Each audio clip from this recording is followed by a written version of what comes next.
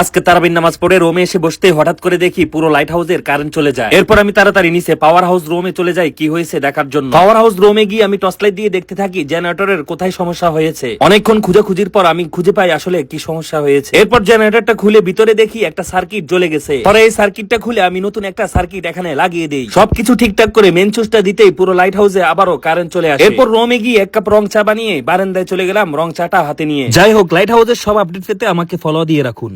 আজকে রাতের জন্য লাইট হাউসের পাওয়ার সাপ্লাই রুমে ঢুকছি। হাতে টর্চ আছে, ব্যাগে যন্ত্রপাতি নিয়েছি। দেখুন একের পর এক বড় বড় জেনারেটর লাইন ধরে বসানো। কোন রাত লাইট হাউসের পাওয়ার সাপ্লাই রুমে ঢুকছি। হাতের ট্রাস লাইটার ব্যাগ আছে, এক এক করে সব জেনারেটর গুলো চেক করব। এইগুলো ঠিক আছে, কিন্তু এটার আওয়াজটা একটু আলাদা। দেখি ভেতরে কি হয়েছে। বালা পাওয়ার সাপ্লাই রুমে চলে এলাম। মেন সুইচ অফ করে আগে দেখি ঠিক আছে কিনা। এটা স্ক্রু ড্রাইভার দিয়ে খুলে ফেললাম। নতুন সুইচটা লাগিয়ে দিচ্ছি, তারগুলো শক্ত করে আটকালাম। এবার মেন অন।